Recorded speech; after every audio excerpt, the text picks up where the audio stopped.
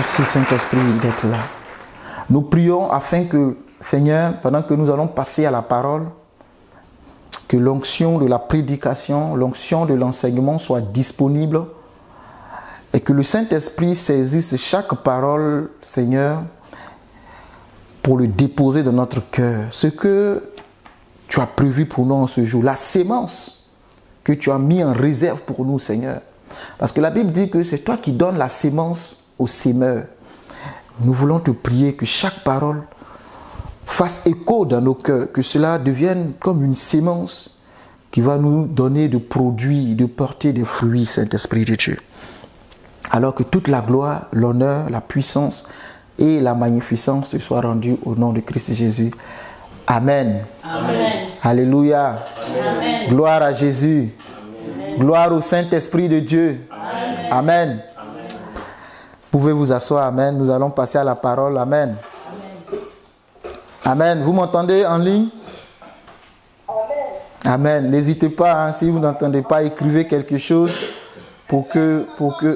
Amen, amen, amen. Ce matin, nous allons continuer, amen, notre enseignement. Je suis en train de traiter un thème que j'ai appelé « La sémence, c'est la parole ». La sémence, c'est la parole. Et dans notre cas, la sémence, c'est la parole de Dieu. Nous avons besoin de la sémence. Amen.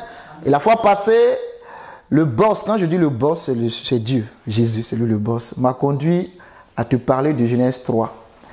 Et je vais encore continuer sur cette lancée-là. Amen. Amen. Amen. Je vais encore continuer sur Genèse chapitre 3. Parce que le boss veut te donner d'autres révélations puissantes pour t'aider à embellir ta vie. Amen. Amen. Pour que ta vie soit bénie. Nous sommes dans Genèse chapitre 3, je vais lire chapitre 2 et 3, mais avant tout, laisse-moi lire Luc chapitre 8, parce que c'est mon thème de base, c'est mon passage de base. Alléluia. Je vais lire juste le verset 11. C'est Jésus qui a donné une parabole, et quand il a fini de donner cette parabole, les disciples ont voulu comprendre la parabole. Et Jésus dira au verset 11 de Luc 8, « Voici ce que signifie cette parole. La sémence, c'est la parole de Dieu. » Jésus dit, la sémence, c'est la parole de Dieu. J'aime trop cette parole. La sémence, c'est la parole de Dieu. Ce n'est pas autre chose que la parole de Dieu. Donc, on repart maintenant dans notre histoire de Genèse, là où les choses ont commencé. Amen. Genèse chapitre 2. Amen. Genèse chapitre 3, verset 15. Je vais lire ça. Hein. Amen. Genèse 3, 15. Je sais que maintenant tu connais ce verset-là. À force de te le dire, hein, tu finis par le garder. Amen. L'Éternel dit, verset 14 et verset 15, « Je mettrai inimitié entre toi et la femme, entre ta postérité et sa postérité. Celle-ci t'écrasera la tête et tu lui blesseras le talon. » Amen. Amen. Celle-ci t'écrasera la tête et tu lui blesseras le talon. Je continue. Il dit à la femme, « J'augmenterai la souffrance de tes grossesses. » J'augmenterai.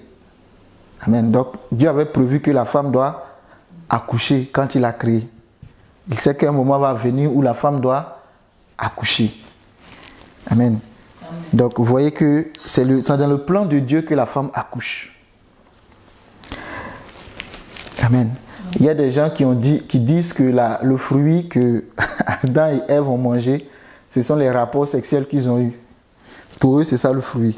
Mais ce n'est pas ça le fruit pour ma part, parce que déjà, il dit que j'augmenterai la douleur de tes grossesses. Donc, quelque part, il avait déjà prévu que l'enfant doit naître d'une femme. Amen. Amen. Mais je continue. Tu enfanteras avec douleur et tes désirs se porteront vers ton mari, mais il dominera sur toi. Verset 17. Il dit à la femme, puisque tu as écouté la voix il dit à l'homme, puisque tu as écouté la voix de ta femme et que tu as mangé de l'arbre au sujet duquel je t'avais donné cet ordre, tu ne mangeras point. Le sol sera maudit à cause de toi. Il faut noter cette partie-là. Le sol sera maudit à cause de toi. Amen. Amen. C'est avec force, c'est à force de peine que tu en tireras ta nourriture tous les jours de ta vie. C'est avec peine, c'est avec souffrance, en d'autres termes, que tu devras trouver ta nourriture.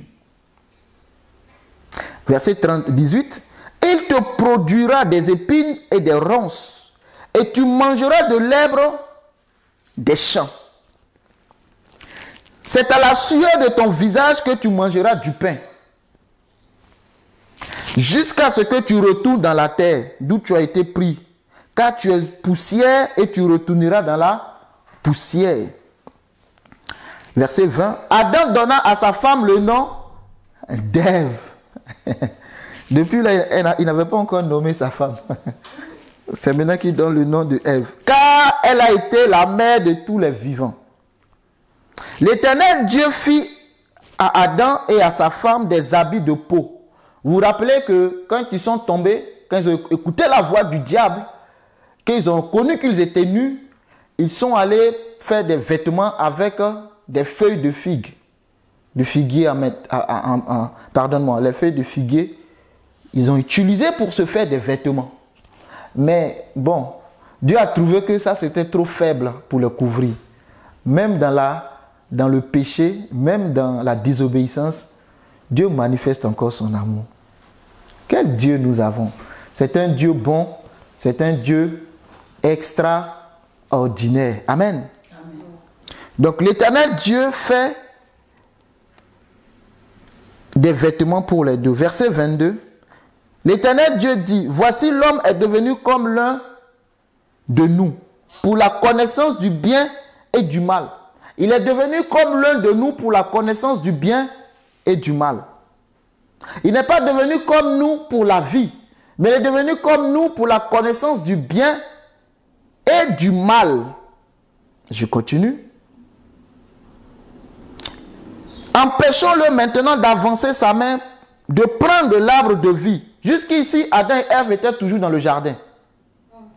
D'accord? Donc, ils avaient la capacité de prendre l'arbre du jardin, le fruit de l'arbre de vie.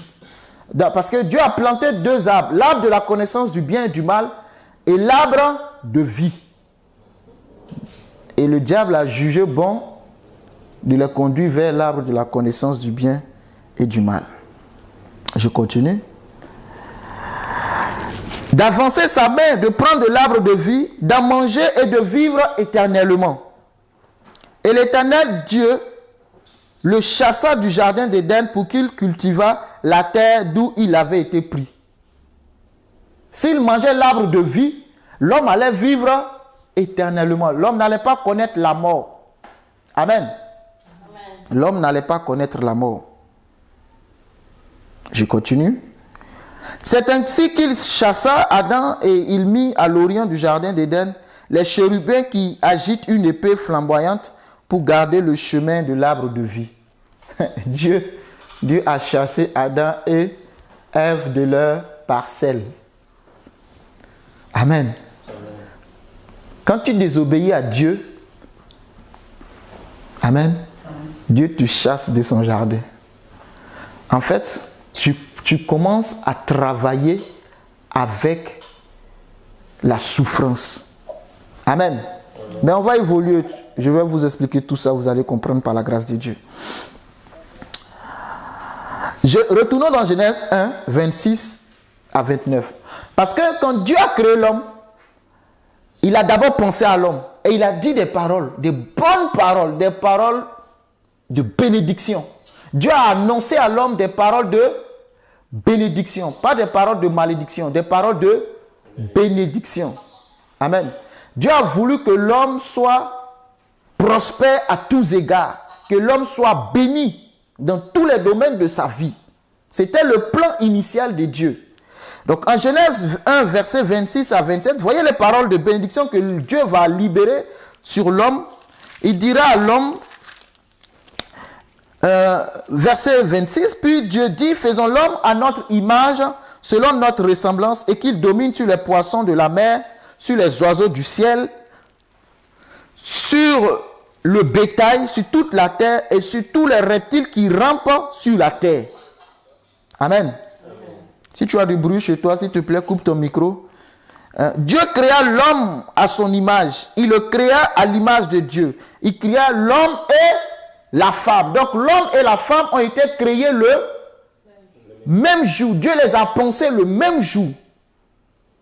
Amen. En ce moment, c'était encore immatériel. C'était encore une pensée. C'était encore, si on veut dire simplement, dans la tête de Dieu. Ce n'était pas encore sorti de lui. Amen. C'est plus tard que Dieu va créer Ève physiquement. Il va manifester physiquement. Et je le répète encore, Dieu n'attend jamais le problème pour créer la solution. Initialement, il avait prévu Adam et Ève dans sa pensée, dans sa conception. Comme une entreprise qui chaque année fait sortir de nouvelles choses. Le jour où tu vois la chose ne veut pas dire que c'est ce jour-là que l'entreprise a pensé à la chose. Les entreprises sérieuses sont déjà en avance, sont déjà en 2050. Elles ont déjà des maquettes, des choses déjà établies. Amen. Elles attendent plutôt l'année prévue pour faire sortir la chose. Là que tu verras, les voitures de 1930 ne sont pas les mêmes voitures que 2000, ne sont pas les mêmes voitures que 2020, ne seront pas les mêmes voitures que 2050. Parce qu'ils prennent là. Donc Dieu avait déjà prévu tout. Amen. Et regardez les paroles qu'il va dire. Dieu les bénit et leur dit, soyez féconds.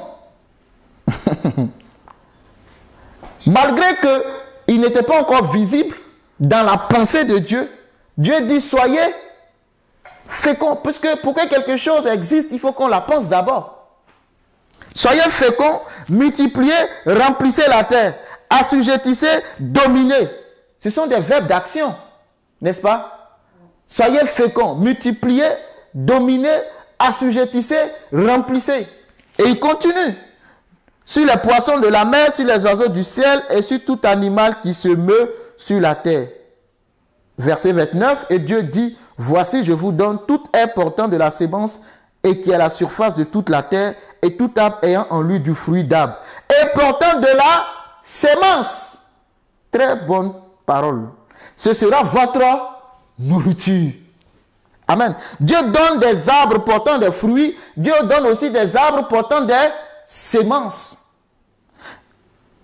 Pourquoi? Parce que Dieu sait que si tu manges le fruit, il faut la sémence pour remettre en terre. Amen. Tu ne dois pas manger la sémence, tu dois manger le fruit, pas la sémence. Amen. Donc Dieu a pris le temps, a pris soin de faire toutes ces choses-là. Alléluia. Mais dès que l'homme tombe, que je viens de te lire, nous voyons que la parole est devenue autre chose. Cette bénédiction est devenue une malédiction. Une malédiction. Pourquoi? Parce que l'homme a désobéi. Au lieu d'être fécond, de se multiplier, de remplir, d'assujettir, l'homme est devenu maintenant un homme faible. Parce que sans Dieu, l'homme est faible. L'homme devra maintenant souffrir, travailler. Si nous connaissons la souffrance aujourd'hui, c'est de la faute de Adam. Oui, laisse-moi te le dire comme ça. C'est Adam et son épouse qui ont mangé le fruit. Et l'humanité tout entière a été corrompue. Donc désormais l'homme souffre pour manger. L'homme doit travailler difficilement. Tu dois te réveiller dans le froid. Tu dois aller bosser dur pour un salaire misérable. Tu travailles toute une année, mais quand tu regardes ton chiffre d'affaires, c'est misérable. Alléluia. Tu te demandes même pourquoi tu travailles. C'est parce que la malédiction a été libérée par Dieu. Il dit la terre désormais doit produire quoi? Des épines, des ronces. Des épines, ça fait mal. Ce n'était pas ainsi. Quand Dieu a créé l'homme, la Bible dit que Dieu a pris l'homme et il l'a placé dans le jardin. Dieu avait tout fait pour l'homme. Mais le diable est venu dire à l'homme que tu vas devenir comme Dieu. Tu vas devenir comme Dieu, l'orgueil de la vie, la convoitise des yeux, la convoitise de la chair. Le diable a fait croire à l'homme que la position qu'il occupe n'est pas la bonne, ce n'est pas la meilleure. Dieu a une bonne, lui il a une bonne position pour l'homme. C'est pourquoi il lui donne la parole. Lui, Dieu, lui le diable plutôt, lui il a une autre position. Alors que l'homme ne connaissait pas la souffrance. Mais comme je te l'ai déjà dit, Adam et Ève ont déjà testé pour nous. Il ne sert à rien d'aller tester de nouveau. Parce que tu as vu le résultat. Le résultat, c'est que c'est la souffrance. C'est l'amertume. C'est la galère. Voilà le mot. C'est la galère. Alléluia. C'est la galère. Ce n'était pas ici que Dieu avait prévu. Avant la chute, l'homme était dans l'abondance. Je vais te le prouver par les écrits. L'homme était dans l'abondance, la bénédiction matérielle, financière, spirituelle. Toutes sortes de bénédictions étaient à la disposition de l'homme. Adam était le seul homme sur terre, il était propriétaire de tout. Et Dieu avait tellement béni Adam. Oh Jésus, je t'aime. Il l'a mis dans un jardin. Amen. Dieu a placé Adam dans un jardin. C'est un jardin de bénédiction. Un jardin où il fait bon vivre. Un jardin où les épines ne piquaient pas Adam. Il n'y avait pas de ronces, il n'y avait pas de souffrance. Alléluia. Amen. Pour détruire Adam. Le projet de Dieu s'est manifesté. L'homme a été concrétisé. La Bible dit que l'homme, Dieu a pris la terre, la poussière, il a formé l'homme. Dieu est un architecte. Et il a soufflé en l'homme. L'homme a retrouvé la vie. Alléluia. L'homme est devenu un être vivant. L'homme désormais vit. Amen. Il est devenu un être vivant. Il est dans l'abondance, dans la bénédiction. Amen. La Bible dit, Genèse 2, maintenant que je vais te lire. L'Éternel Dieu planta un jardin en Éden. Je lis la version hébreu, qui est la version originale de l'Ancien Testament, parce que j'ai besoin de certains mots que je ne trouve pas dans la traduction française. Amen. Donc j'ai besoin de lire ça. Donc, mais c'est presque pareil. Hein. Si tu as ta version Louis II, c'est pas grave. Mais permets-moi de lire cette version-là. L'Éternel Dieu planta un jardin en Éden, vers l'Orient, et il plaça l'homme. Il plante un jardin et il place l'homme dans le jardin. C'est ce mot que je cherchais, placer. Louis II dit, il mit l'homme. Mais ici, placer, il prend l'homme et il le place. C'est sa place. C'est ce mot que je veux. C'est ta place est où? C'est dans le jardin, auprès de moi. Amen. C'est plus fort pour moi que maître. Je cherche une place, c'est pas ce qu'on dit. Je veux une place dans la société. Que Dieu me positionne. Il va me prendre, il va m'arranger, il va me positionner. Oui, Jésus est capable de te prendre, de t'arranger et de te positionner. Amen. Dieu y plaça l'homme. Dieu prend le soin de placer l'homme. Dieu a placé l'homme dans le jardin. L'Éternel Dieu fit surgir du sol toute espèce d'arbre. Toute espèce d'arbre, j'aime ça. Bon à voir, bon à manger. Comme Adam, Ève a vu. Elle dit c'est bon à voir. Ce sera doux dans la bouche. Et propre à la nourriture. Et l'arbre de vie au milieu du jardin, avec l'arbre de la science du bien et du mal. L'arbre de la connaissance du bien et du mal. Dieu a fait ça. Dieu a déposé ça là. Il a fait pousser tout ça. Ce qui était dans sa pensée, c'est matérialiser, concrétiser. Et il prend l'homme. Tu vois, il te prend Christian. Il dit, j'ai fini de faire ton jardin. Je te place dans ton jardin. Est-ce que l'homme souffrait? Dieu a tout fait. Il crée l'homme. Il crée le jardin. Il plante les arbres. Il prend l'homme et il les dépose dans le jardin. Il dit, c'est pour toi. Et il ne s'arrête pas là. Il dit, cultive-le et garde-le. C'est pour toi cadeau. Ne me fais pas de compte. Aussi longtemps que tu es dans le jardin, que tu es obéissant, c'est pour toi. Garde-le, c'est ta parcelle. C'est pour toi. C'est cadeau. C'est cadeau. Tout ce que je veux, c'est que chaque soir, je vais venir et puis on va changer. Mais un jour, le jour du malheur, quand Dieu est venu, que l'homme a péché, il dit, Adam, où es-tu? Dieu te pose la question ce matin. Adam, où es-tu? Adam, where are you? Tu es où? Tu as laissé la place que Dieu t'a donnée. Là où il fait bon vivre. Là où tu as tout en abondance. Et tu allais causer avec le diable. Adam dit, c'est la femme que tu as mise à côté de moi. Il dit, ah bon, madame, qu'est-ce que tu as fait? La dame dit, c'est le serpent. Chacun se jette les responsabilités.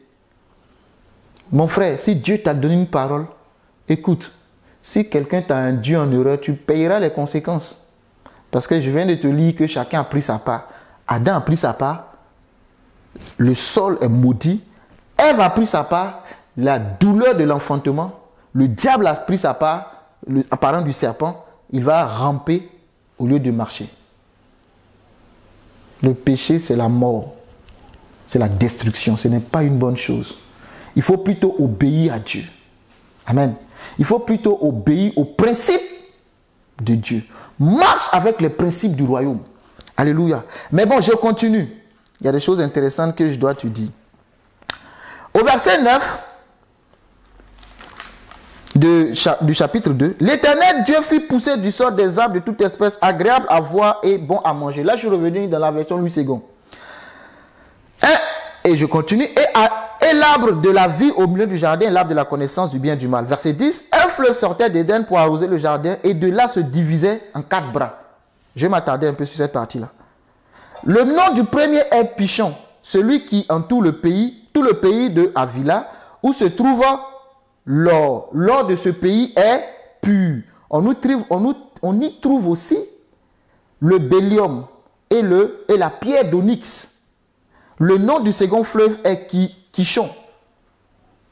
C'est celui qui entoure le pays de Couche. Le nom du troisième est Édikel. C'est celui qui coule à l'orient de la Syrie. Le quatrième fleuve, c'est l'Euphrate. Genèse 2, verset 9. C'est ça. Donc, Dieu fait le jardin, il met l'homme, et il n'y avait pas encore des arbres. Dieu fait pousser les arbres. Il n'y avait pas encore l'eau. La Bible dit que la pluie n'était pas encore tombée. La pluie n'était pas encore tombée. Mais qu'est-ce que Dieu fait? Dieu fait, verset 10, un fleuve, amène un fleuve. Et ce fleuve-là sortait d'Éden pour arroser le jardin. Amen. Ce fleuve sortait d'Éden pour arroser le jardin.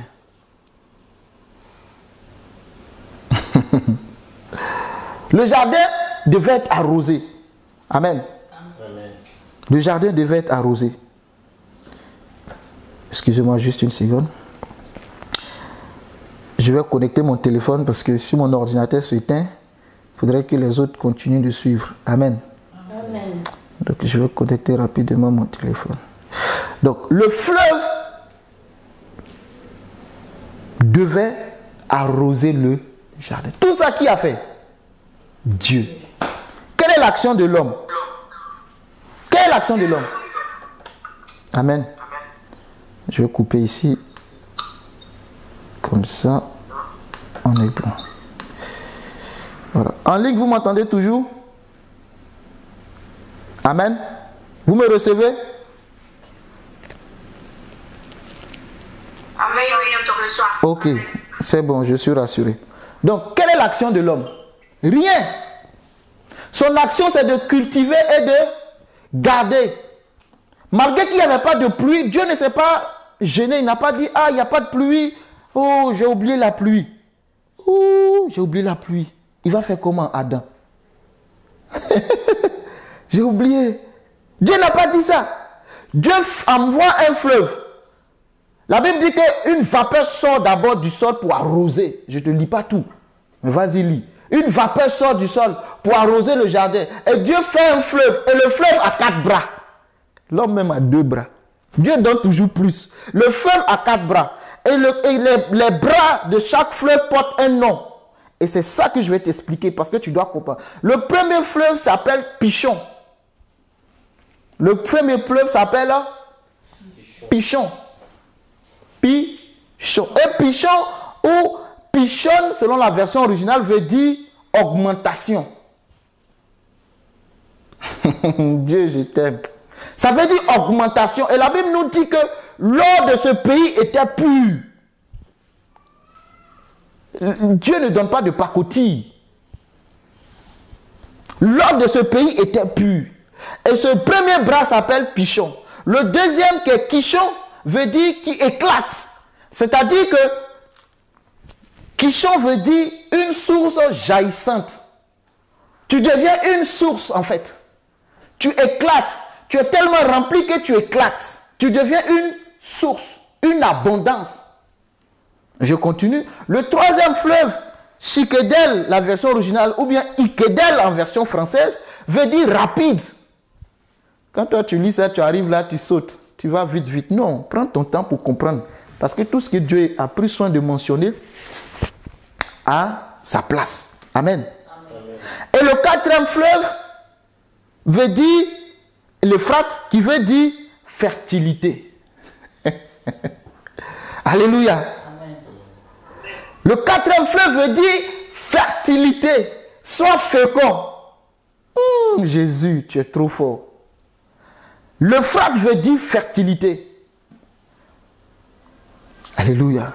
Quelle bénédiction. Il place l'homme dans un jardin. Il ne s'arrête pas là.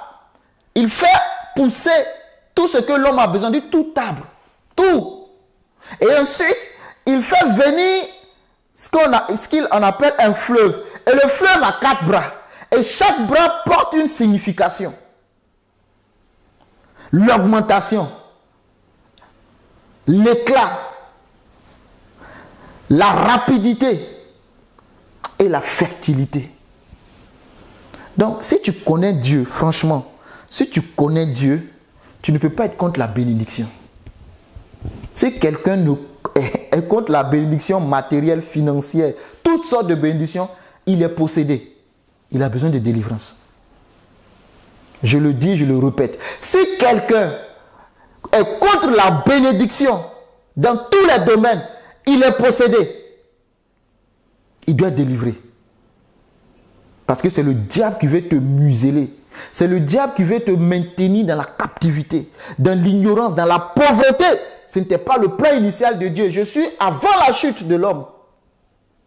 Jésus a dit aux pharisiens que quand ils lui ont posé la question, merci Saint-Esprit, que est-il permis, Moïse nous a permis de repudier la femme avec une lettre et tout. Jésus a dit, il n'en était pas ainsi dès le commencement. Il n'en était pas ainsi. Parlant du mariage. Donc Jésus s'est référé dès le commencement. Donc dès le commencement, il n'y avait pas de divorce possible. L'homme quittera son père et sa mère, s'attachera à sa femme et les deux deviendront une seule chair.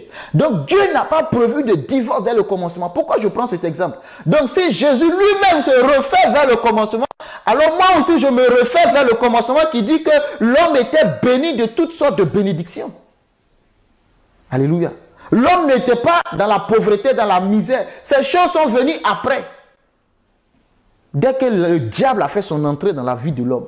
Donc c'est lui qui te fait croire l'inverse. C'est lui qui te fait croire le contraire. Alléluia. On voit bien que Dieu était décidé à bénir l'homme. Mais l'homme a quitté son jardin. Tu souffres parce que tu quittes ton jardin. Tu penses que par toi-même tu peux réussir ta vie. Tu veux t'auto-suffire. Tu penses que tu es devenu grand. Va demander à l'enfant prodigue dans Luc. Va lui demander. Il pensait qu'il était trop arrivé. Il était trop sage. Il dit, Père, donne-moi ma part d'héritage. Moi, je dis que c'est un sorcier. Ton père n'est pas mort, tu demandes l'héritage. Le testataire est vivant. Tu t'en demandé le testament. Ouvre le testament. Non. On ne peut pas ouvrir le testament parce que je suis encore là. Mais le père a quand même ouvert. Il lui a donné sa part. L'enfant est parti, il est revenu. Comment? Pauvre. Il est parti riche, il est revenu pauvre. Parce que l'enfant croyait qu'il était tellement sage, il était tellement arrivé que lui n'avait plus besoin.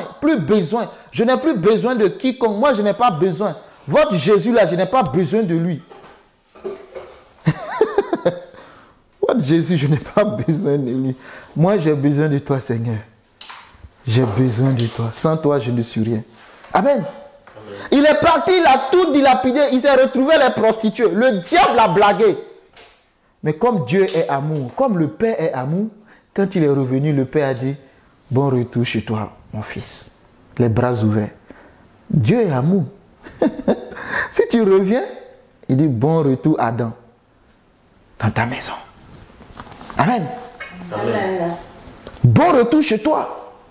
Homme, bon retour chez toi.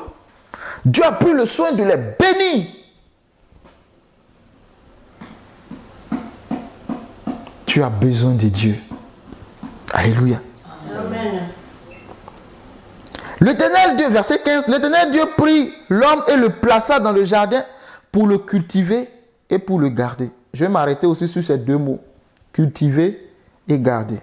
Donc il plaça l'homme dans le jardin pour le cultiver et pour le garder. Il plaça l'homme dans le jardin pour le cultiver et pour le garder. Le mot qui est utilisé pour placer, amen, Amen. ça veut dire simplement se reposer. La vie chrétienne commence par le repos.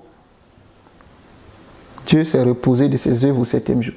Le mot utilisé ici, Yanash, ça veut dire se reposer. Quand Dieu a mis l'homme, quand Dieu a placé l'homme dans le jardin, ce n'est pas pour souffrir, mais c'est pour se reposer et de jouir de tout ce qui est dans le jardin. Alléluia. Amen. Dieu a placé l'homme dans le jardin pour que l'homme se repose. Quand on dit repos, ça veut dire je suis assis en Dieu et Dieu travaille. Alors que Dieu avait déjà tout fait. Il a fini le travail. C'est comme un père qui travaille toute une vie. Merci Saint-Esprit. Prenons même Salomon et son père David. David avait tout fait. Jusqu'à ce qu'il a combattu. David a passé toute sa vie à combattre. À nettoyer. Il n'a même pas fini. Il restait quelques-uns. Il a dit à son fils, fais le travail, termine ce que j'ai commencé. Mais quand Salomon est venu, c'était la paix. C'était le repos. Salomon était dans l'abondance. Parce que numéro 1, il a hérité de son père. Numéro 2, Dieu a encore béni Salomon. Tu vois, Salomon était dans une paix. C'est pourquoi tellement dans la paix et dans l'abondance qu'il s'est retrouvé avec 1000 femmes. Parce que quand tu es oisif, tu ne sais pas quoi faire de ta vie, les pensées impures te montent dans la tête. Alléluia. David était occupé. C'est vrai qu'il est tombé. Le jour où David est tombé, c'est ce jour où il n'est pas allé en guerre. C'est pour ça que tu dois t'occuper avec Dieu. Ne laisse pas une pensée du diable venir te... Non, non. Le jour où David est tombé avec Bathsheba, il n'est pas allé en guerre. Il est resté chez lui. Alors que David, c'est un homme de guerre. Il était sur sa toiture là-bas, sur son balcon en train de regarder. Il voit une jeune fille de l'autre côté. Il dit, ouh, quelle beauté! Il fait signe à son gars. Cette fille-là, elle m'intéresse là. Faites-la venir. Faites venir cette fille. Et puis c'est comme ça que David est tombé. S'il était parti en guerre, il n'allait pas avoir le temps de s'occuper de trucs. Occupe-toi des affaires de Dieu seulement. Alléluia. Donc, c'était le repos pour Salomon. Salomon était peinard. Comment est-ce qu'on fait pour avoir 1000 femmes? Si quand tu as des problèmes, tu as le temps de penser aux femmes. Tu n'as pas de problème. Tu collectionnes les femmes comme des voitures. C'est parce que tu n'as pas de problème. Quand tu as des problèmes, le bonjour même d'une femme, ça ne t'intéresse pas. Parce que tu sais que c'est chaud sur toi. Hein? Qui sont ceux qui ont 4 bureaux, 5 bureaux? Les pauvres peuvent avoir beaucoup de bureaux à dehors. Quand je parle de bureau, je parle de maîtresse, de copine. Est-ce qu'un pauvre peut avoir plusieurs femmes dehors? Ça ne marche pas. Mais c'est les riches. Pourquoi? Parce qu'il peut te payer une maison, une voiture. Il finit avec toi, il passe à l'autre. Une maison, une voiture. Il finit, il passe à l'autre. Mais le pauvre ne peut pas se permettre ça. Hein? C'est le repos. Dieu a prévu le repos pour l'homme. Dans le jardin, cultive-le et garde-le. Amen. Il le place dans le jardin. C'est le repos. Amen. Laisser, poser, se mettre en réserve, déposer. Amen. Se reposer, se mettre à terre et rester. Ça veut dire quoi cette position? Se mettre à terre, c'est même pas debout. Se mettre à terre et rester, se coucher. Ou bien s'asseoir. Voici ce que Dieu a voulu pour l'homme. Je suis avant la chute. Amen. Ensuite, il dit cultiver, abattre. Qui veut dire, cultiver c'est simple. Travail, labour, domine, assujetti. Tout ce qui est dans le jardin, c'est toi le chef. Cultive-le, donne la forme que tu veux, taille-le. Et garde-le. C'est pour toi. Garder. Être le gardien. Être le gardien, ça veut dire quoi? Vous savez, l'homme est tombé parce que l'homme a manqué de vigilance. Jésus savait, quand il disait à l'homme de garder le jardin, que le diable rôdait comme un lion cherchant qui dévorait dans un pied. C'est ça. C'est prendre responsabilité de ta vie. Lui-même nous dit de veiller et prier, non? Veillez et priez, car votre ennemi, le diable, lui, 1 Pierre 5, verset 6, humiliez-vous donc sous la puissante main de Dieu, afin qu'il vous élève au temps convenable, et déchargez-vous sur lui de tous vos soucis, car lui-même prend soin de vous. Soyez sobre, verset 8, veillez, soyez sobre, soyez lucide. Soyez ouverts d'esprit. Ne restez pas là à être oisifs, à penser. Mais soyez concentrés sur le but qui est de garder le jardin. Parce qu'il rôde. Je continue. Votre adversaire, le diable, rôde comme un lion cherchant qui il dévorera. Mais il est vaincu.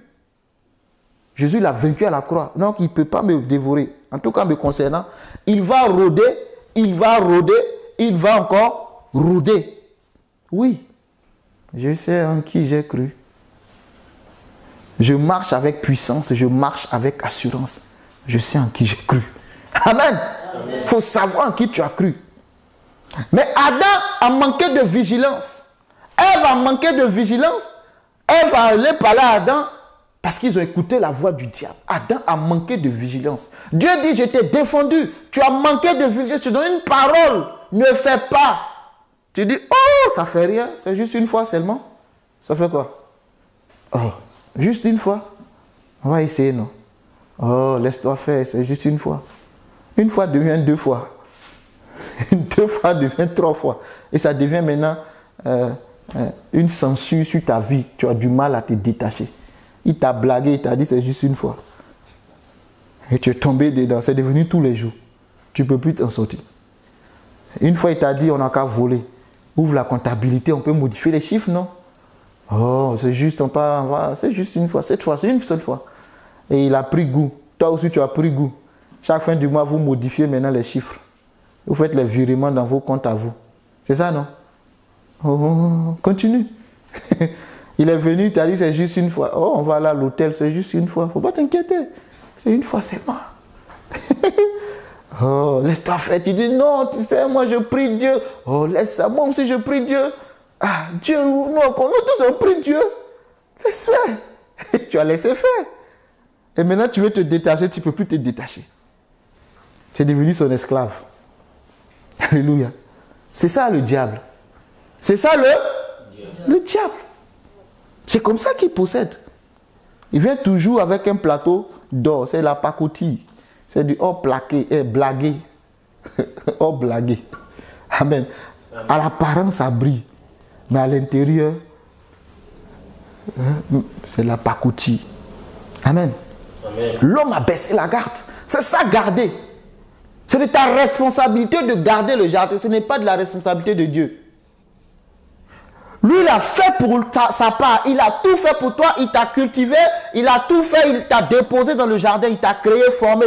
Il a donné la vapeur. Il a donné les 4 sources que je t'ai dit. L'augmentation. Il a augmenté ton produit. La rapidité. Il a fait que tes produits se multiplient trop vite. avec une certaine rapidité. Ensuite, il t'a mis au large, tu es devenu une source de bénédiction. Et enfin, il t'a rendu fertile à tous les niveaux. Parce que si tu n'es pas fertile, tu ne peux pas être productif. Amen. Dieu a fait sa part. Il t'a dit maintenant, cultive-le, garde-le. Ce n'est pas moi qui le garde, c'est toi. Prends soin, veille sur ta vie. C'est à toi de garder ta vie. Ce n'est pas Dieu qui va garder ta vie. Tu prends tes deux pieds où tu vas là, ça n'engage que toi. Ce n'est pas Dieu. On se laisse distraire. Oui, mais si c'est la volonté de... Quelle volonté de Dieu? La chair est faible, oui. Mais est-ce que tu es obligé de partir avec tes pieds là-bas? Fais comme Joseph. La femme de Potiphar dit à Joseph, faisons les affaires. Joseph dit non. Tous les jours, faisons les affaires. L'enfant dit non. Parce qu'il sait en qui il a cru. Il sait que la suite de son histoire en dépend. Joseph a fait quoi? Le jour où elle a pris pour le violer, il a fui. Joseph n'est pas resté là et dit, oh Dieu, tu sais que la chair est faible. Madame Potiphar fait trop. Elle insiste tous les jours. Tu sais que je suis esclave. Bon, si je perds mon travail, Dieu, où est-ce que je vais aller travailler? Je suis un esclave. Seigneur, c'est une seule fois. Elle dit, c'est une seule fois, on va faire les affaires. Et puis c'est fini. Joseph n'a pas dit ça. Si Joseph s'amusait à rentrer dans ça, il allait briser sa destinée. Son père, Jacob, lui a dit, je te donne la prééminence. Oh, la prééminence n'était pas pour le dernier, mais le premier. La prééminence. Dans Genèse 50, je pense, vers la fin de Genèse.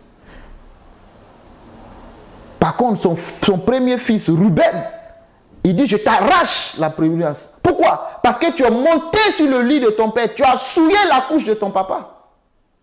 Tu as tiré sur toi la malédiction. L'héritage était pour le premier-né. C'est comme ça, non? Mais ce n'est pas tombé sur lui.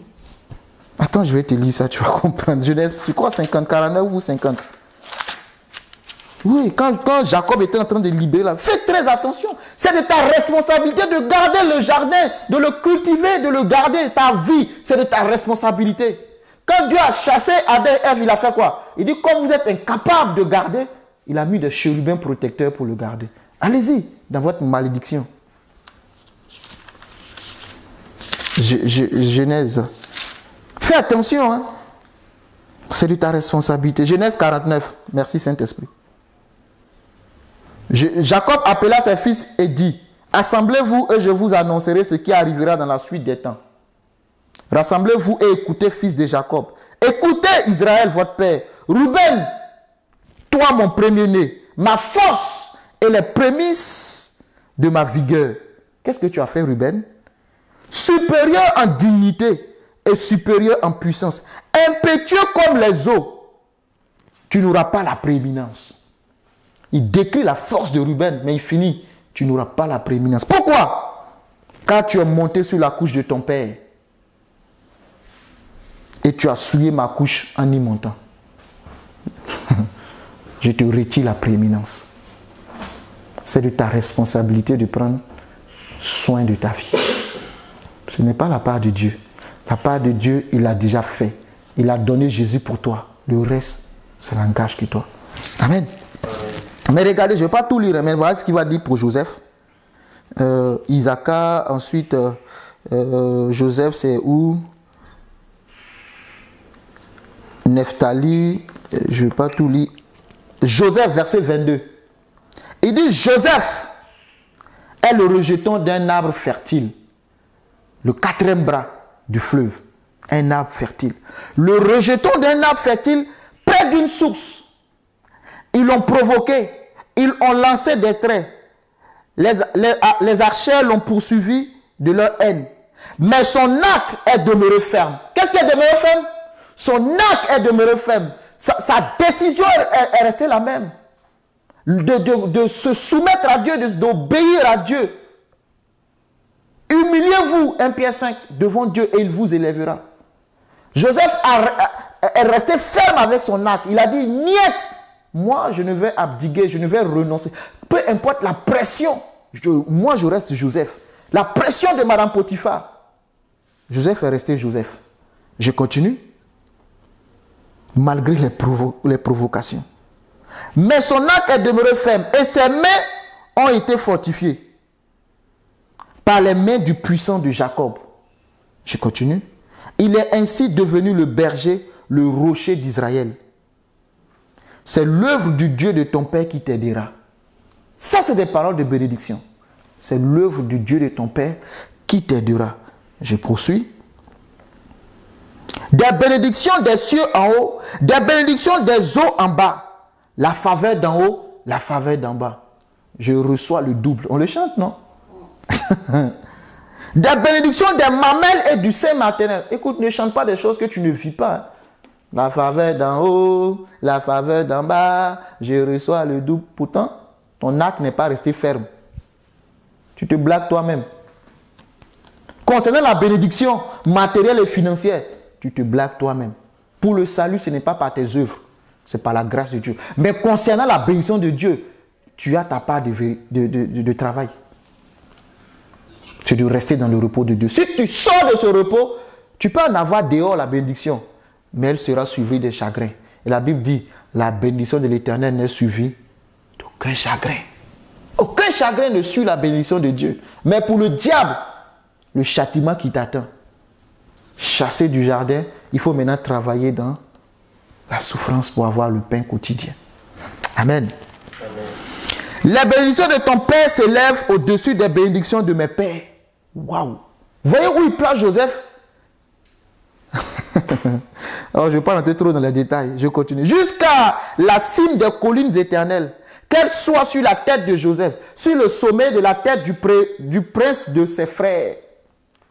Il établit Joseph, prince de ses frères. Il continue. Benjamin. Non, pardon, je m'arrête. Le reste là ne m'intéresse pas. Je parlais de Ruben qui est le premier. Et je te parle de Joseph. Qu'est-ce qui a fait la différence? L'acte de Joseph est resté ferme. À quel niveau tu te trouves? Hein? Merci pour l'eau. À quel niveau tu te trouves? Where are you? À quel niveau?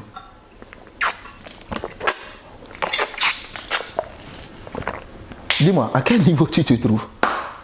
Tu es prompt à t'abaisser pour te corrompre? Amen. À quel niveau tu te trouves? Revenons dans notre texte. C'est ça. Quelle que soit la pression extérieure, tu dois accepter de garder le jardin et de refuser les propositions et les assauts du diable. Comment? En t'humiliant devant Dieu. Tu dois t'humilier. Quand le diable vient, ne t'humilie pas devant le diable, mais devant Dieu. Prosterne-toi devant lui. Et lui, il va continuer de t'aider. C'est ce que Joseph a fait. Alléluia. Garder, observer. Le verbe, c'est aussi observer. Garder, c'est observer. C'est surveiller. C'est se protéger. C'est être chargé d'eux. Pour terminer, c'est obéir. Garde. Obéis à ce que je t'ai dit. Il faut garder la parole. La Bible, Jésus dit que celui qui garde mes commandements, celui qui garde, celui qui veille, celui qui prend mes commandements qui en fait sien. Amen. Celui qui garde mes commandements. Mais l'homme a baissé la garde. Et le diable est rentré, il a frappé. Le diable est rentré, il a frappé. Le problème ici, amen, c'est pas que Dieu ne veut pas nous faire du bien. Non. Je te l'ai dit déjà, si tu es contre la bénédiction de Dieu, tu es contre Dieu. La bénédiction vient de Dieu. Ça ne vient pas du diable. Il n'a rien créé. Il ne s'agit pas de dire, moi je suis pour ou je suis contre. Non, il s'agit de vivre ce que Jésus-Christ, la parole de Dieu, dit. Il t'a donné l'augmentation, 4 bras. Et la sémence, c'est la parole. Tout ça, il a fait par sa parole. Il a créé un jardin. Il a mis l'homme, il a placé l'homme, il a béni l'homme. Il lui a donné l'abondance, la prééminence. Comme pour Joseph. Pour qu'il soit dans l'abondance, qu'il cultive le jardin, qu'il le garde, qu'il en jouisse à tous les niveaux. C'est ce que Dieu avait décidé pour l'homme. Alléluia. Mais le diable est venu faire quoi? Nous tromper. Dieu, aujourd'hui, je bénis le Saint-Esprit parce que Dieu fait de telle sorte que le Saint-Esprit ouvre ton intelligence. Et je prie qu'il ouvre ton intelligence. Le diable te dira, non, tu sais, ça c'est pas pour toi. Vis dans la misère, vis dans la pauvreté, tu vas aller au ciel. L'homme n'avait pas besoin d'aller au ciel, il était déjà avec Dieu. Dans toutes les paroles que j'ai lues, de bénédiction, est-ce que vous avez entendu une fois Dieu dit, aie la foi en moi pour venir vivre avec moi? Non, je viens. Aussi, là où je t'ai placé, c'est ton jardin. C'est moi qui viens vers toi. Dieu parcourt le jardin chaque soir. C'est lui qui vient vers Adam. Adam et puis sa femme, ils étaient bien. Jusqu'au jour où il arrive, il ne les trouve pas. Où es-tu? Alléluia. Où es-tu? Je me suis caché. Amen. Dieu n'a pas de problème pour ça. C'est le diable qui nous fait croire que c'est ça qui doit être notre priorité. C'est une question de priorité. Tu vas être comme Dieu, tu vas être béni, tu vas être prospère. Ta vie sera ci, ta vie sera ça. Tu vas arriver à un tel niveau. Tout va être bien pour toi, tout ceci. Et ça devient ta priorité. Tu ne vis que pour ça, tu ne vis que par ça. Tu ne cours. Je vais terminer. Parce que c'est un thème que je prends vraiment mon temps par la grâce de Dieu. Je vais terminer avec Luc 5. Vous allez voir. Si réellement Dieu vient dans ta vie, si réellement Jésus-Christ habite en toi, tu ne peux pas faire de ta priorité les choses de ce monde. Impossible. Impossible. Si tu en crois à ce stade où il faut choisir les choses de ce monde pour laisser la parole de Dieu, Jésus-Christ n'est pas avec toi. Commence à prier sérieusement. Amen. Commence à prier sérieusement. Regardez Luc 5, verset 1, la Bible dit, comme Jésus se trouvait auprès du lac de Génézareth et que la foule se pressait autour de lui pour entendre la parole de Dieu, il vit au bord du lac 2 barques d'où les pêcheurs étaient descendus pour laver leurs filets. Il monta dans l'une des barques qui était à Simon et il le pria de s'éloigner un peu de terre, puis il s'assit de la barque et il enseigna la foule. Je continue. Lorsqu'il eut cessé de parler, il dit à Simon, avance en pleine eau et jetez vos filets pour pêcher. Simon lui répondit, maître, nous avons travaillé toute la nuit sans rien prendre. Mais sur la base de ta parole, sur la base de ta parole, la parole c'est la sémence, je jetterai le filet. L'ayant jeté, il prit une grande quantité de poissons et leur filet se rompait. Il fit signe à leurs compagnons qui étaient dans l'autre barque de venir les aider. Il vint et il remplit les 2 barques au point qu'elles s'enfonçaient. Dieu donne toujours l'abondance. Quand il vit cela, Simon-Pierre tomba aux genoux de Jésus et dit, position d'adoration. Quand il vit cela, Simon-Pierre tomba à genoux devant Jésus. Et il dit quoi? Seigneur, retire-toi de moi, parce que je suis un homme pécheur. Seigneur, retire-toi de moi, parce que je suis un homme pécheur. Car l'épouvante l'avait saisi, lui et tous ceux qui étaient avec lui, à cause de la pêche qu'il avait faite. Verset 10, note-le. Il en était de même de Jacques et de Jean, fils de Zébédée, les associés de Simon. Alors Jésus dit à Simon, ne crains point, désormais tu seras pécheur d'hommes. Et l'ayant ramené les barques à terre, il laissait tout et il le suivit. Waouh! Saint-Esprit, ta grâce. Amen. Amen. Saint-Esprit, ta grâce. Des gens travaillent toute une nuit sans rien prendre. C'est des pêcheurs, hein, c'est leur métier. Le matin arrive, ils lavent leur filet. Parce qu'il n'y aura plus de poissons en plein jour. C'est fini, il faut laver les filets pour attendre la prochaine pêche qui est la nuit. Jésus vient trouver 2 barques, il s'assoit et commence à enseigner la foule. Il leur parle, il fait naître la foi en eux.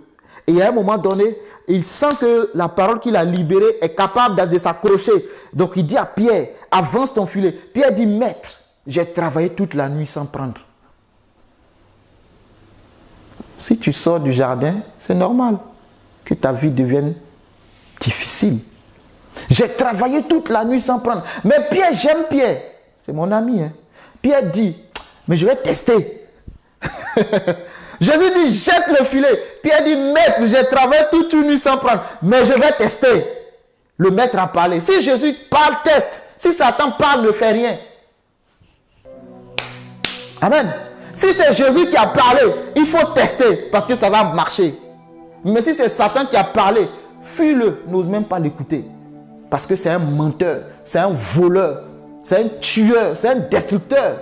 Jean 10, 10, je suis venu donner la vie et la vie en abondance. Mais le voleur, le diable ne vient que pour tuer, détruire et égorger. C'est ce qu'il a fait pour Adam et Ève. Pierre dit, je vais tester. C'est toi qui as parlé, tu es maître. Et il jette le filet. Il prend tellement de poissons. Je vous pose la question, les poissons étaient où? Avance en eau profonde. Monte en dimension. Va dans une profondeur avec ta relation. Les poissons étaient où? Ils étaient où les poissons? Dans la même eau. Le monsieur qui est pêcheur, c'est sa mission, c'est son métier. Il connaît, il sait comment on pêche. Il n'a rien, zéro poisson. Je vous pose la question, les poissons étaient où quand Jésus a parlé? Quand Pierre pêchait, ils étaient où? La parole, c'est la sémence. Ce qui te nourrit, ce n'est pas tes muscles, ce n'est pas ton travail, mais c'est ce que Dieu dit. C'est pourquoi David peut dire que même ceux qui sont sur leur couche dans le psaume, je crois, si je ne me trompe pas, Dieu nourrit même ceux qui sont couchés. Il dit, tu te lèves très tôt le matin pour aller chercher ta nourriture. Mais Dieu en donne aussi de même à ceux qui sont sur leur couche, ceux qui sont endormis. Alléluia. Dieu le fait. Les poissons ont obéi au maître. Jésus dit, jette le filet. Les poissons ont entendu. Le maître nous appelle. Le maître nous appelle. Le maître nous appelle. Ils ont commencé à se mettre en mouvement. Ils ont commencé à se mettre jusqu'à trouver là où Pierre était. Ils ont rempli les filets. À quel moment Pierre a mis l'appât dans l'eau pour appeler les poissons? Mais la parole de Dieu était l'appât qui était capable d'appeler les poissons dans la vie ce jour-là. Maintenant, ce qui m'intéresse, ce n'est pas tellement... Vous savez, au départ, quand je lisais ce texte, j'étais excité par la pêche. Dieu a béni, Dieu multiplie. Dieu... Oui, mais ce qui va me choquer, des gens qui sont venus pour pêcher. Regardez l'affaire.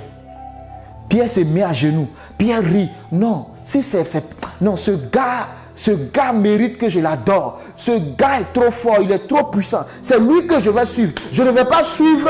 Non, attends, il est capable d'appeler les poissons en plein jour. Mais, vous comprenez, Jean 6, à qui irions-nous? Tu as les paroles de la vie. Pierre sait, à qui irions-nous? Jésus a dit, allez-y les gars. Il dit, non, nous on va rester. Parce qu'on a cru en toi, on sait qui tu es. Tu as les paroles de la vie. Nous on va rester, nous on ne va pas bouger. Et Pierre est resté avec ses 12. Avec les 11, donc ça fait 12. Ils sont restés avec Jésus. Tu as les paroles de la vie. Où est-ce qu'on va aller? Vers qui allons-nous tourner? On n'a pas de solution. Notre solution, c'est toi. Pourquoi? Il dit, retire-toi de moi, car je suis un pécheur. Jésus dit, oui, tu as compris maintenant. Suis-moi, je ferai de toi un pécheur d'homme. La Bible dit, ils ont laissé tout. Toute leur pêche, ils l'ont abandonné et ils ont suivi le maître. Tu parles de quoi là? Jésus. Si tu as connu Jésus, tu ne peux pas suivre la bénédiction. Parce que tu sais qu'il est la bénédiction. À n'importe quel moment, il peut te donner à manger. Quand il est ressuscité dans Jean 21, si j'ai bonne mémoire, il est venu les trouver. Il dit, les enfants, vous avez faim? Il dit, oui. Il dit, jette ton filet. Ils ont jeté, ils ont pris du poisson. Ils savent. Alléluia. Amen.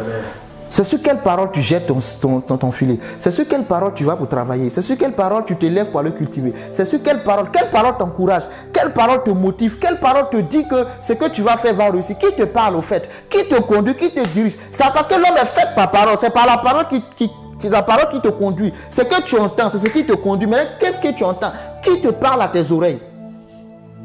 La nuit porte conseil. Mais dans le matin, là, qui dort avec toi? On dit la nuit porte conseil. Le matin, tu dors seul. Là, c'est quel conseil tu vas avoir? Le matin, part-il. La nuit va parler avec Dieu. Il va te donner les bons conseils. Dans ton projet, dans tes affaires, dans ton mariage, dans tes activités. Quelle parole tu entends? La parole de Dieu ou la parole du diable? Mais je vais te dire que la parole de Dieu, elle produit toujours. Pierre a laissé. Il dit, maître, c'est bon. Pourtant, ils sont venus pour chercher du poisson. Toi, tu as quitté l'Argentine, venu chercher 2 millions d'euros. Tu arrives, tu trouves les 2 millions d'euros. Tu dis, Véronique, prends tout, je retourne en Argentine. J'ai trouvé autre chose mieux que les 2 millions d'euros. C'est ça que Pierre a fait. Tu penses que tu seras capable de partir pour laisser? Parce que tu as compris que je peux me mettre en Argentine et Dieu me donne les 2 millions d'euros. Je peux même me retrouver en France. C'est-à-dire que Pierre a compris que la bénédiction n'est pas dépendante du lieu où tu te trouves. Mais la bénédiction est dépendante de la parole que Dieu a relâchée dans ta vie.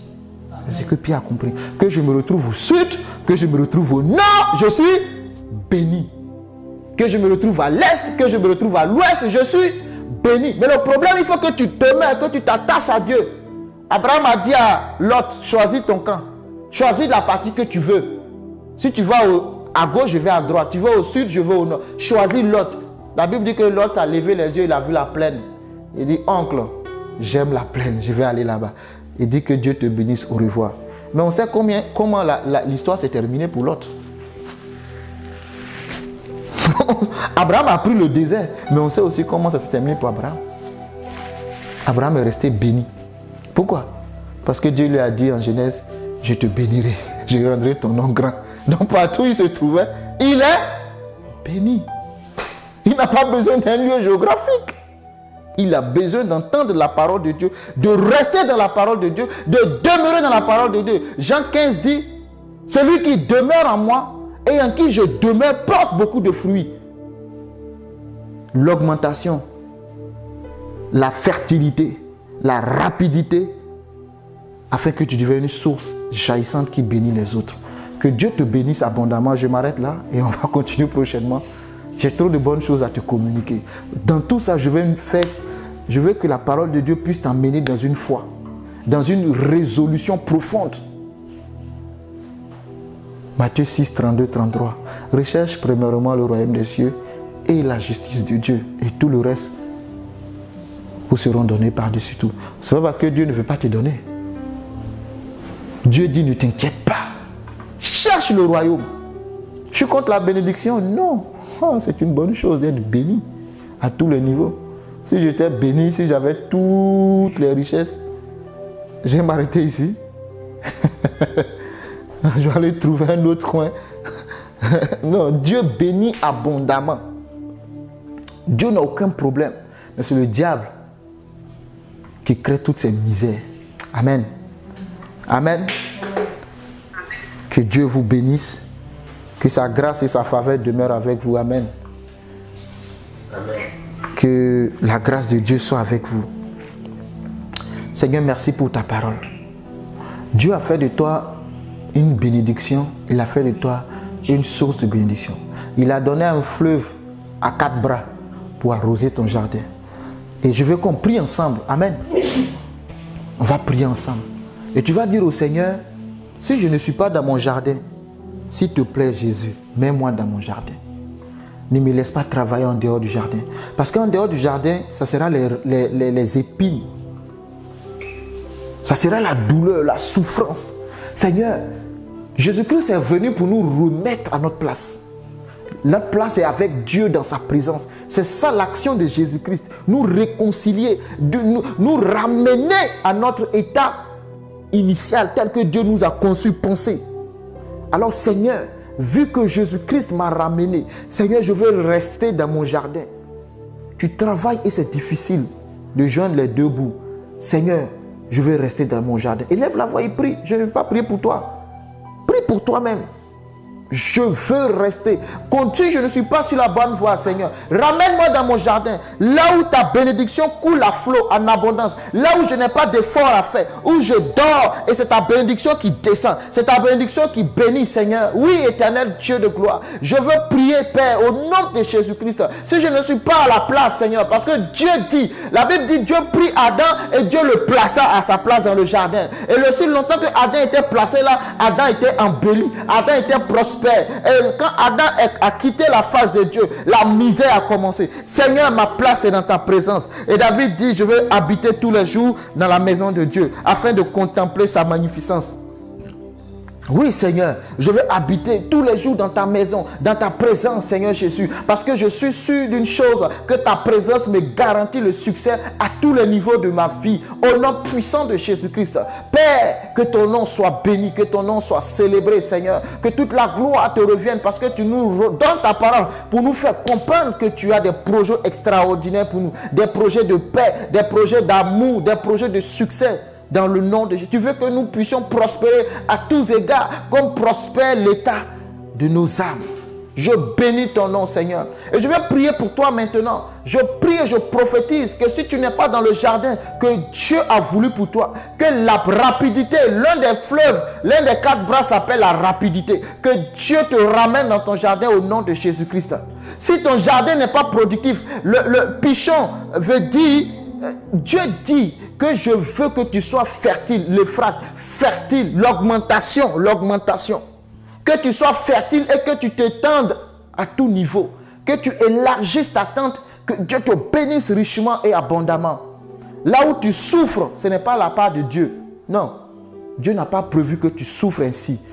Dieu a préparé tout d'avance. L'apôtre Paul dit les bonnes œuvres que Dieu a préparées d'avance afin que nous les pratiquions. Je prie que Dieu te mette dans les bonnes œuvres qu'il a préparées d'avance pour toi, pour ta destinée, pour ta famille, au nom de Jésus-Christ. Seigneur, à toi la gloire, à toi la puissance et à toi la magnificence. Merci Saint-Esprit pour ta parole révélée qui nous bénit. Ô Dieu de gloire, ton nom est infiniment grand. Ton nom est infiniment grand. Ô Dieu très haut, ton nom est infiniment grand. Repositionne chacun de nous. Je prie pour toi qui m'écoutes en ligne, que Dieu te repositionne. Si tu n'es pas dans la bonne position, que Dieu te place dans ta position. Le poste que Dieu a réservé pour toi, que Dieu te l'accorde. S'il y a un autre qui est assis à ta place, qu'il tombe. Si on a volé ta place, oui, le diable vole la place des enfants de Dieu pour le donner à ses enfants, à lui. Parce qu'il ne peut rien créer, c'est un voleur, c'est un manipulateur. Je veux prier que celui qui a pris ta place, qu'il descende du fauteuil et que tu retrouves ta position au nom de Jésus. Je veux prier que la bénédiction de Dieu s'attache à toi au nom de Jésus. Je veux prier que la prééminence de Joseph s'attache à ta vie dans le nom de Jésus-Christ. Et toi, je veux prier que tu prennes soin de garder ta vie, de cultiver ton jardin et de le garder, de prendre soin, de veiller, de prier afin de ne pas tomber en tentation, de ne pas succomber aux projections démoniaques dans le nom puissant de Jésus-Christ de Nazareth. Esprit de Dieu, merci. Merci parce que tu nous fais du bien, Seigneur. Merci d'être là par ta parole. Merci d'être là par ta présence. Merci d'être là par ton onction, Seigneur. Alléluia.